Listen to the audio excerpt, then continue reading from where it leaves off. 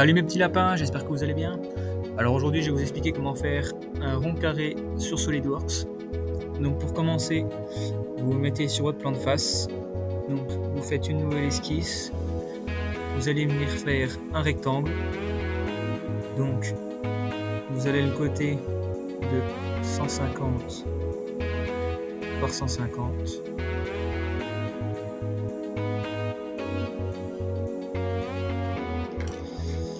Donc là en fait, donc le rond carré on va le faire en deux parties.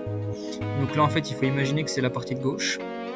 Donc ce trait là il faut le mettre en trait de construction. Donc vous pouvez le sélectionner et mettre trait de construction. Dans les angles, pour nous permettre de faire le pliage en crocage, vous mettre des congés sur l'esquisse. Vous mettez des congés sur ces deux côtés là. Vous mettez un petit rayon, vous mettez 3 mm. Donc, une fois que vous avez mis les congés, donc on va venir créer un plan parallèle. Donc pour ça, vous sortez de l'esquisse. Vous allez dans Fonction, Géométrie de référence, Plan.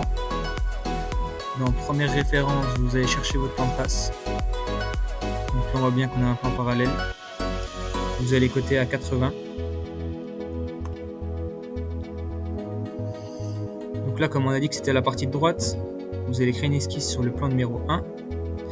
Et vous n'allez pas venir chercher le milieu du rectangle, vous allez venir chercher le bord. Donc vous prenez votre rond, et là, on voit qu'il y a le trait, donc ça veut dire qu'il est en face. Vous mettez sur le point, donc ça veut dire que c'est le milieu du segment.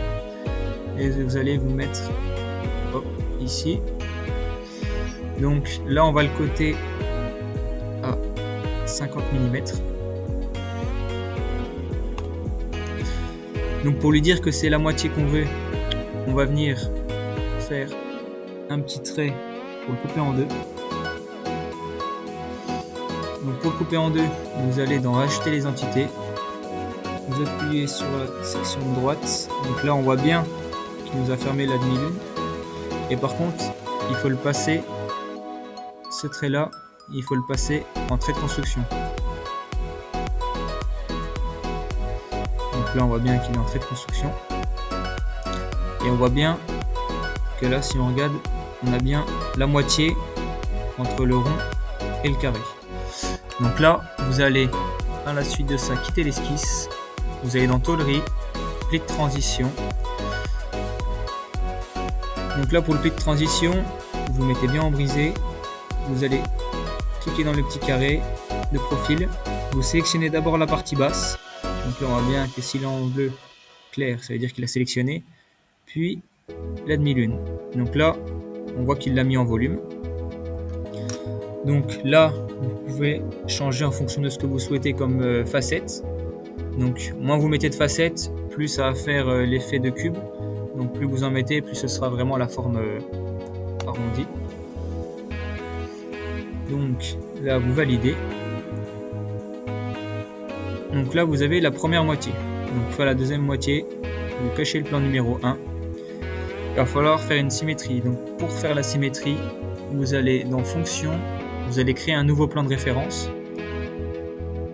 Donc là, en plan de référence, vous allez prendre l'épaisseur de votre tôle. Donc là, nous, on ne veut pas de distance, on veut vraiment qu'il soit à fleur du bord. Donc là, vous enlevez le 80, vous mettez 0. Vous vérifiez bien qu'il est à fleur. Vous validez. Vous étirez le plan pour vous visualiser. Donc là, pour faire la symétrie, vous allez aller dans Fonction, répétition linéaire, mais vous appuyez sur le petit triangle et vous allez chercher symétrie. Donc là, la face plan de symétrie, donc c'est le plan numéro 2 qu'on vient de créer, donc c'est pour lui dire que nous on veut aller de l'autre côté. Et là, nous, c'est un corps à symétriser. Donc là, c'est dans ça qu'il va falloir sélectionner. Mais nous, on ne veut pas fusionner les pièces volumineuses, on veut coudre les surfaces. Donc vous enlevez fusionner les pièces. Et là, seulement après, vous mettez dans corps à symétriser votre pièce. Si vous sélectionnez fusionner les volumes, en enlevant coudre les surfaces, ça va vous assembler les deux pièces. Donc vous mettez bien coudre les surfaces. Et là, vous obtenez bien les deux parties. Donc en deux parties, c'est plus facile pour faire le pliage par la suite.